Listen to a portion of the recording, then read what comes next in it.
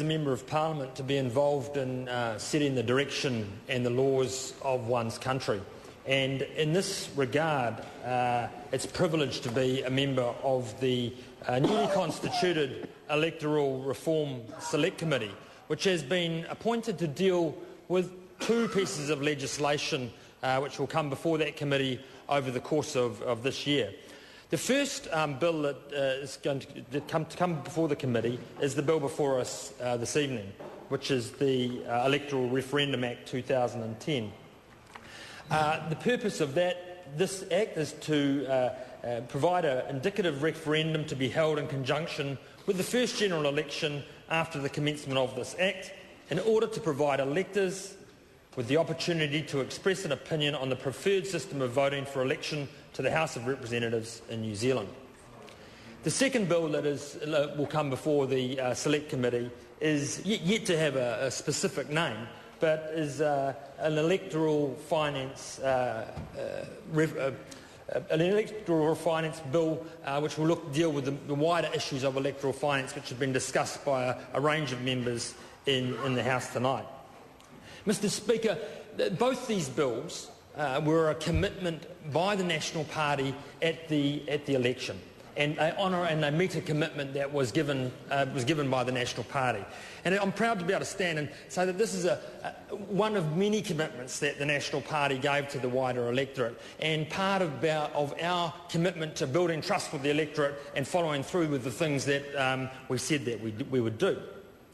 In rising to speak about this particular bill, it gives cause for one to reflect on the history of MMP and one's own, voting record, because it's interesting when you're out there in the electorate and some people, when they're actually bemoaning some of the parts of MMP that they dislike, they often say, well, who actually voted for MMP? Well, obviously a majority of the electorate did in that respect, and I, for one, was one at the time that did vote for MMP. And it gives cause to, in making that vote back then, and I actually reflected on why I did that. And if I look back on a couple of the elections that took place, one in 81 and then one in 84, if we look at the 1981 election, it was an interesting election where a party by the name of Social Credit got 20.65% of the wider vote. The Labour Party at the time got 39.01% of the vote, and National 38.78% of the vote. Despite those wider votes, the National Party ended up being the government of the day with 47 seats, Labour with 43, and Social Credit with 2. That aside, the point that actually, when I looked at that as a young 18-year-old in the 84 election, yes, an 18-year-old in 1984. But the fact that Social Credit only obtained 2 seats in that particular election gave me cause to actually ponder whether that was fair or not, whether some 20% of the electorate had voted for a particular set of values, for a particular set of policies, yet only had received 2 members of Parliament from nearly 100. So one that gave cause. The second point that I thought I'd reflect on was the 1984 election, which was my first election, and sometimes when one looks back in hindsight on the way they voted or their political values at the time, but at that point, and those of you may remember a political party by the name of the New Zealand Party, headed by Sir Robert Jones at the time. And I did have cause at that point in time to give my vote to the New Zealand Party in my first election. But once again, interesting. But once again, a 12%. A 12% votes were achieved by the party at that time. In hindsight, as like I say, one reflects on these positions and one grows in their political thinking, one would think.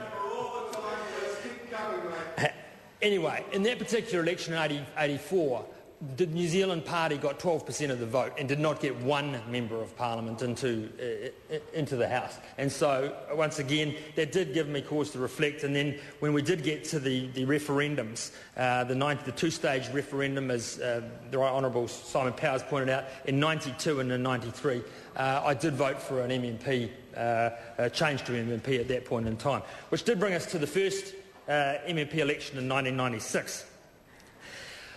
Mr. Speaker, MMP's been involved here with us for 5 years now, and I think it's fair to say that there's still, not 5 years, five terms, I should say.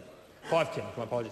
I think it's fair to say that there's still a big chunk of the electorate that don't necessarily understand or don't understand it very clearly. They understand the constituency vote, but if you go out into the street, many members of the public don't understand MMP fully. In saying that, many thought that there would be a referendum on it. There was in fact a review of MMP chaired by the Right Honourable Jonathan Hunt in August of 2001, which reviewed it and found that despite some concerns that they would stay with that MMP system largely unchanged at the time.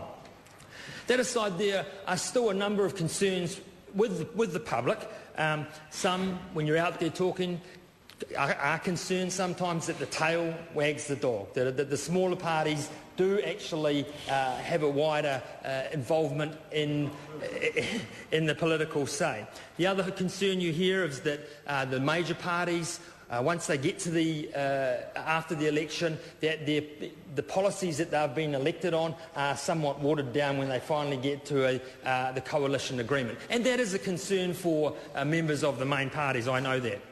And I know one of the big concerns that is out there is the whole debate about whether if you stand as a constituency MP, you are elected as a constituency MP, but then subsequently you lose as a constituency MP.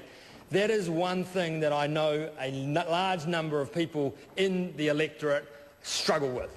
Thanks. Despite the political fortunes, the tides going in and out, if you've stood as a constituency MP, been elected by the people, and then subsequently they say, Tremaine, you're on your bike, then should you stay on the list?